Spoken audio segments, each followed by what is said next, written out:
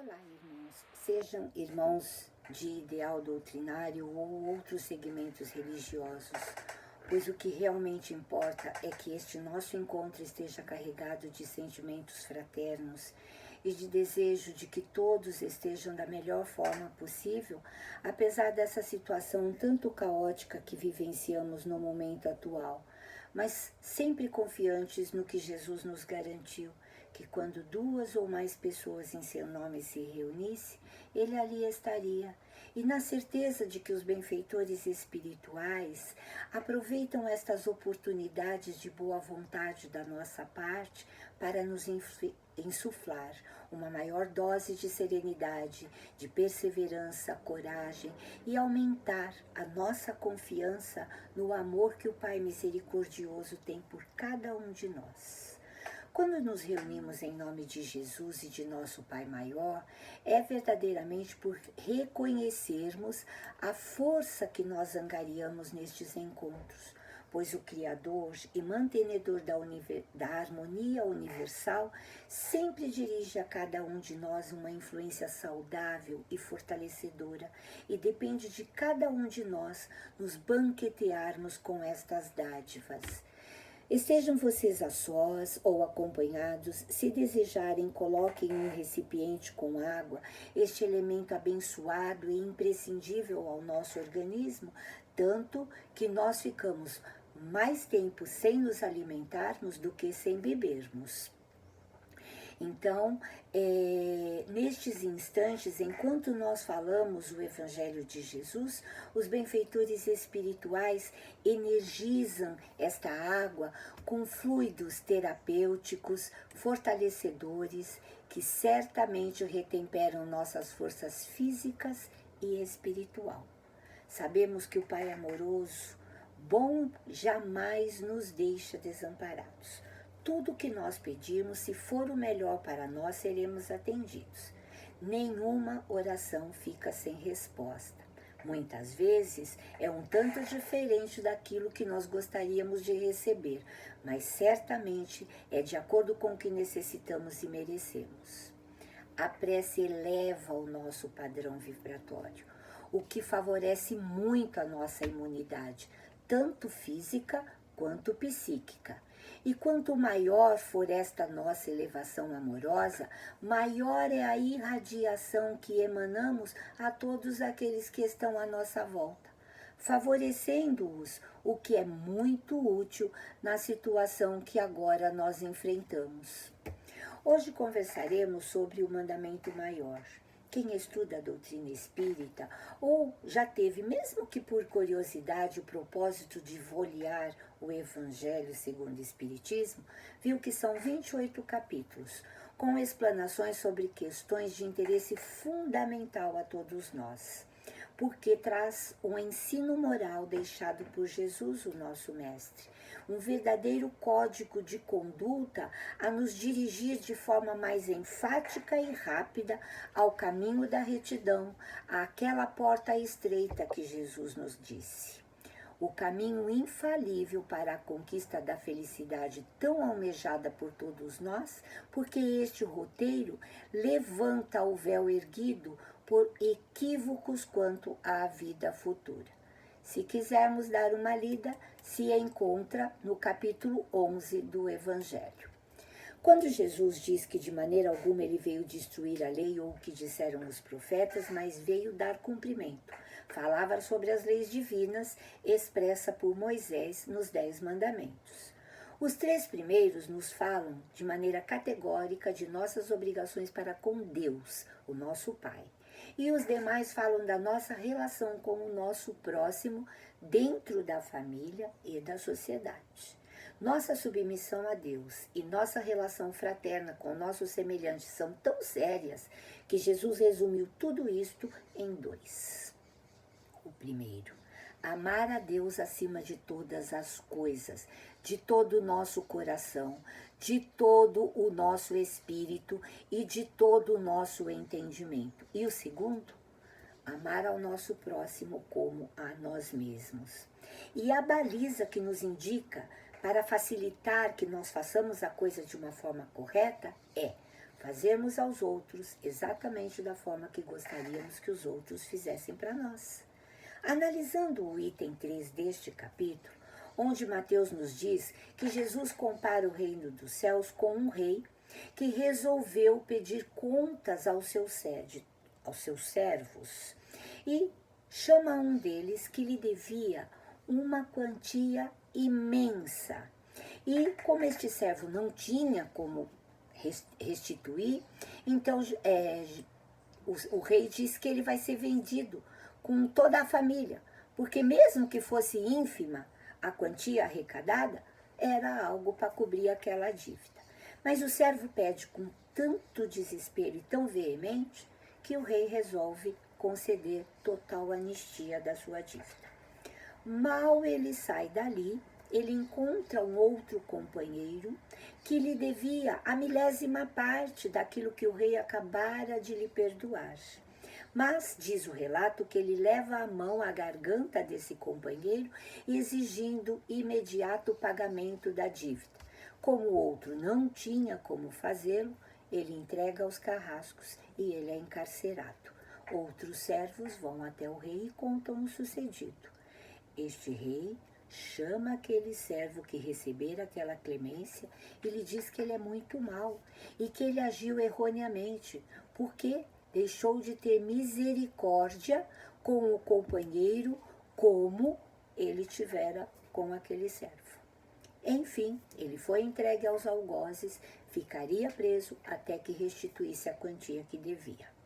Agora, o servo que agiu erroneamente representa todos nós, que vivemos rogando concessões, perdão e outras facilidades do nosso Pai Maior e deixamos de relevar uma falta ou um erro que alguém comete contra nós. Usamos de 2 pesos e 2 medidas, sem nos lembrarmos da lei de ação e reação, ou seja, cada um de nós receberá exatamente segundo as nossas obras. E vamos nos lembrar que Paulo, numa das suas epístolas aos Gálatas, capítulo 6, versículo 7, diz o seguinte: não erreis, Deus jamais deixa-se escarnecer, porque tudo que o homem semear, ele certamente ceifará. Ele nos incita a jamais nos cansarmos de fazer o bem, porque a seu tempo ceifaremos. Fizemos o mal, consequência. Fizemos o bem, recompensa. Lembrando, Jesus o tempo todo nos aconselha a agirmos com fraternidade e amor incondicional a Deus, ao próximo e a nós mesmos. Porque nós precisamos cuidar muito bem desse invólucro físico que nos permite esta vida de relação que temos uns com os outros, onde influenciamos e somos influenciados, e que nos esforcemos sempre de que esta influência seja positiva, que traga benefícios aos outros, porque nós seremos beneficiados. Cuidemos da nossa saúde física, nossa saúde emocional, para estarmos bem e insuflarmos coragem e boa vontade àqueles que estão à nossa volta. Recentemente lemos um livro de um médico muito conceituado, Dr. Drauzio Varela, chama Por um Fio. Ele narra diversas experiências pelas quais passou na vida, desde a infância com uma mãe muito frágil de saúde, depois o período da faculdade, o tempo de residência e os muitos estágios efetuados em vários hospitais, em vários países do nosso globo. E as ocorrências mais fáceis ou mais complicadas que ele enfrentou no decorrer de algumas dezenas de anos no exercício da medicina, socorrendo os enfermos, sejam nos hospitais ou na clínica dirigida por ele, por o irmão, também médico, e um amigo e sócio, Dr. Narciso. Narrativas carregadas de amor em cada atitude que tiveram e têm, porque temos amigas que ainda estão em acompanhamento com eles. E mesmo com os pacientes que estavam em estágio terminal, sempre foram atendidos com muito desvelo, atenção e carinho. Das muitas narrativas, uma nos chamou a atenção sobremaneira. Certa ocasião, ele estava no telefone no posto de enfermagem e ele ouviu aflito gemido de dor na enfermaria ao lado, seguido de outros emitidos com a sonoridade inconfundível das reações às dores mais intensas. Desligou o telefone e foi verificar o que ocorria. Não fez ouvido de mercador, o que muitas vezes fazemos para não ouvir a queixa de um irmão nosso. Foi até lá, encontrou um homem não muito velho, muito magro, de rosto crispado pela dor, segurando a mão de uma senhora. Ele pegou o prontuário, ele leu e ele pediu a uma enfermeira que aplicasse uma dose de morfina, segundo ele, o melhor analgésico para estas situações. Meia hora depois, ao término das visitas, antes de ir para casa, ele voltou para vê-lo. Dormia tranquilo, com as duas mãos entre as mãos da senhora sentada ao seu lado. Ele recomenda à senhora que chamasse a enfermeira para aplicar uma nova dose caso fosse necessário. E ela promete que o faria e acrescentou: Deus te acompanhe, doutor. Abençoada seja a sua profissão, que Deus criou para livrar o sofrimento da gente. Diz ele ter ficado muito envergonhado, pois após 10 anos de formado, apenas depois daquela frase, ele que refletiu que a finalidade da sua profissão era muito mais do que a busca em curar as pessoas, pois há enfermidades crônicas, sem cura, mas que precisam de alívio àqueles que dela padecem. Dr. Drauzio diz ter sido tão intensa a reflexão obtida com aquela frase que a vontade era percorrer todas as faculdades de medicina e dizer aos alunos que curar era um objetivo secundário da profissão. A finalidade primordial era aliviar o sofrimento humano, era fazer aos outros o que desejamos que os outros nos façam. Isso é aplicar verdadeiramente o amor a Deus e ao próximo. E sabemos que qualquer indivíduo que esteja em situação de aliviar a dor do próximo e o faz, demonstra verdadeiramente amar a Deus, porque dispensa amor aos menos favorecidos. Vamos lembrar de Jesus, certa feita, que diz: passai à direita os benditos de meu Pai. Recebam o reino que está preparado, porque tive fome e me deram de comer, tive sede e me deram de beber, tive frio e me agasalharam, era hóspede e me recolheram, estava enfermo e foram me visitar, estava encarcerado e foram me visitar. Jesus enumera os deveres materiais e morais que devemos cumprir uns com os outros, principalmente os mais favorecidos, seja financeiramente, intelectual ou amorosamente, aos menos favorecidos. É a aplicação da lei da fraternidade, dar de comer àquele que tem fome, dar de beber o que tem sede, seja no sentido literal, dar a água, seja no sentido figurado, oferecer conhecimento. Porque a gente sabe que o conhecimento pode fazer com que aquele que recebeu melhore de vida, minimizar o frio de alguém. É obrigação nossa jamais desamparar quem quer que seja, ou seja, sempre estendermos mão amiga. Visitar os enfermos é uma atitude cristã. Levar palavras amigas e consoladoras. Visitar os encarcerados também é uma atitude cristã. Aliás, há pouco tempo, este mesmo médico foi bastante criticado porque ele faz um serviço voluntário em presídios femininos. Deu um abraço num travesti e foi censurado. Por quê? Porque aquela criaturinha era uma depravada, era um criminoso. Ele serenamente se justifica. Ele não era o juiz.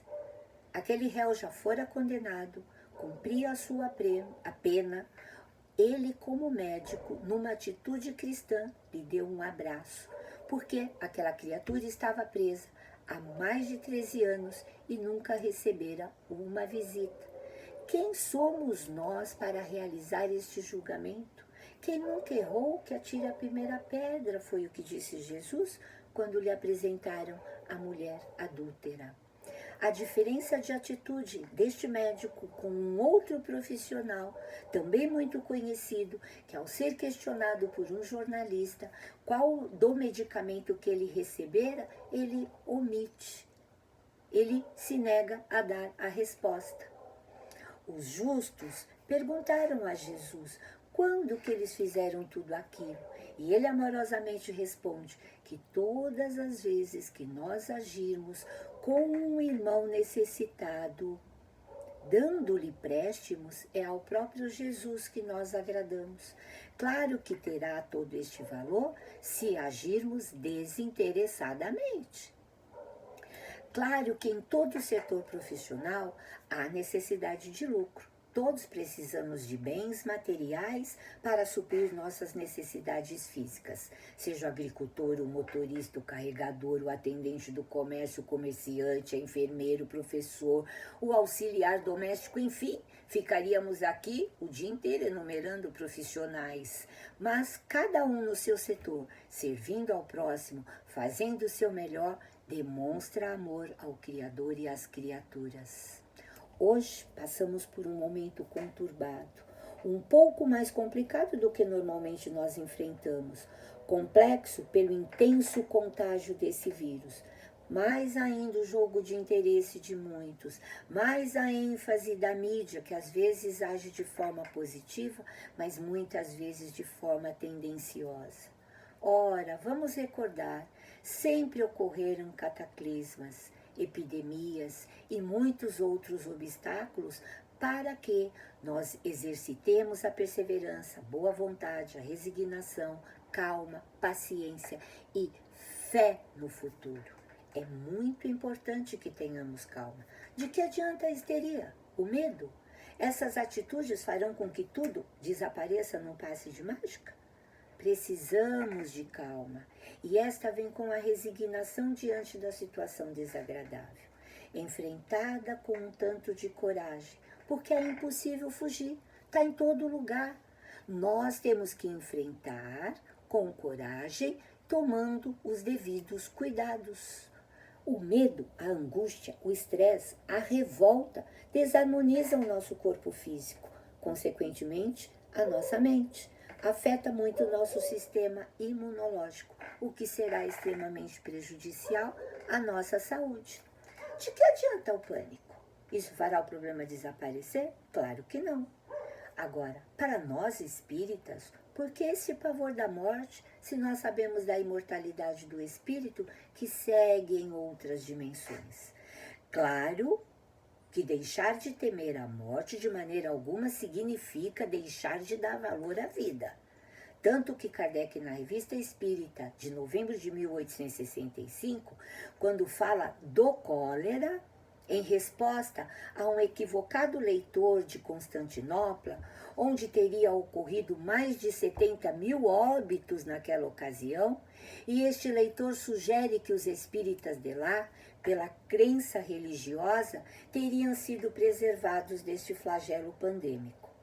De imediato, Kardec, com inteligência agudíssima, refuta essa tese afirmando que a fé espírita de maneira alguma serviria de antídoto contra este mal, mas faz uma excelente abordagem no sentido de que o conhecimento espírita proporciona uma força moral capaz de nos preservar de muitas enfermidades, porque esta força repercute em nosso corpo físico e, claro, que no nosso sistema imunológico.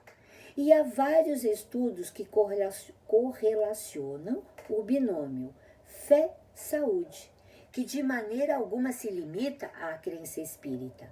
E tanto isso já é conhecido e aceito que muitos grupos vão aos hospitais orar pelos enfermos.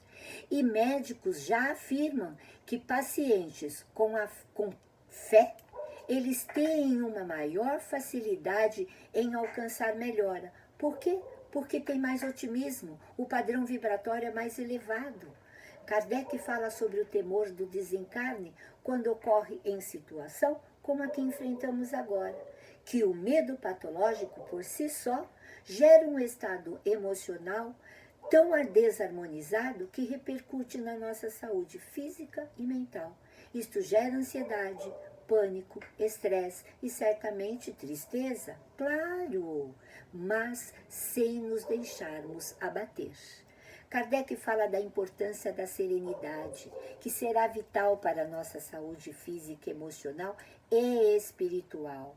Serenidade precisa ser trabalhada, é conquistada de forma a aproveitarmos o momento presente, nesse isolamento social, mesmo que seja de forma impositiva, e buscarmos meditar, realizar uma viagem interior, trabalhar em nosso autoconhecimento, realizar um balanço dos nossos sentimentos para com Deus, para com o nosso próximo e para conosco mesmo. Como é que nós estamos?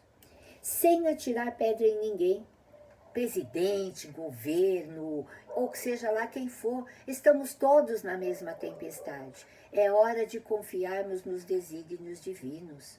Claro que é imprescindível seguir todas as recomendações das autoridades que visam a nossa saúde pessoal e a saúde coletiva, mas sempre nos lembrando dos irmãos que estão em situações mais vulneráveis, às vezes com fome, outras vezes muito solitários. Um telefonema, mensagem, vamos doar sangue, ou seja, cuidados mais rigorosos com a higiene pessoal, com o ambiente onde nós estamos, mas nos lembrando do amor a Deus, que vem através do amor que dirigimos ao próximo.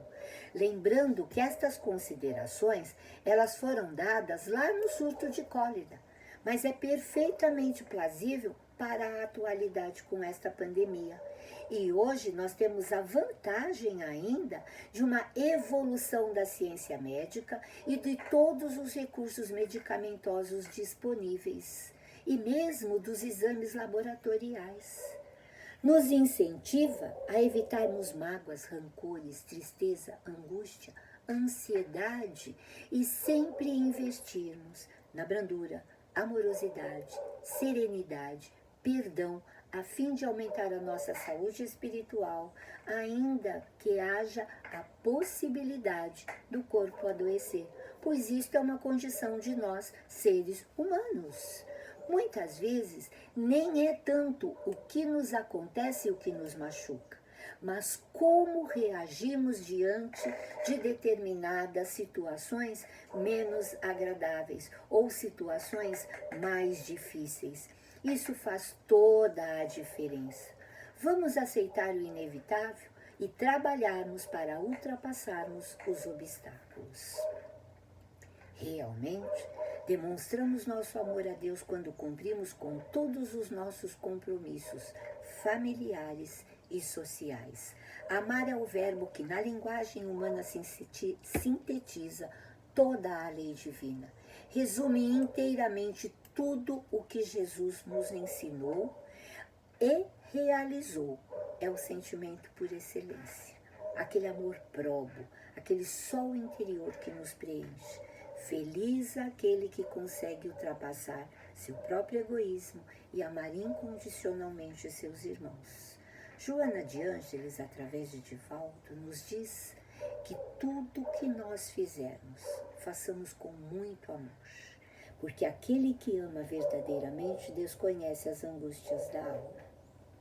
Recebemos uma mensagem de WhatsApp que achamos muito propícia para o momento. Diz o seguinte: tem dias que nos sentimos fortes como Josué e Caleb, prontos para a labuta.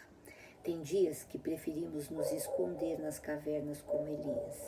Tem dia que queremos cantar como Davi e Miriam. Tem dias que queremos chorar como Ana. Tem dia que somos muito corajosos, como Davi demonstrou quando enfrentou Golias. Tem dia que queremos fugir como Jonas. Tem dias que temos a fé de Abraão, enfrentamos desafios, superamos batalhas. Tem dia que elevamos o nosso olhar para o alto e nos perguntamos: de onde virá o socorro? Isso de maneira alguma quer dizer que somos fracos ou fortes. Isto quer dizer que somos humanos, limitados, carentes da graça e misericórdia do Pai. Desconheço em qual dia você está hoje, mas eu te afirmo, Deus está no controle de tudo e ama muito a todos nós. Ele jamais perde um choro, uma vitória, um fracasso, uma dificuldade. Ele conhece o coração de cada um, de cada mente, e tudo está sob o seu divino controle. Esperamos que tenhamos um bom dia, que Deus nosso Pai, através de seus emissários, envolva amorosamente cada um que possa neste momento se encontrar sofrido. Que Deus nos abençoe, que possamos vencer a dificuldade que ora enfrentemos, com coragem, mas principalmente com confiança neste Pai de amor e justiça. Que assim seja, graças a Deus.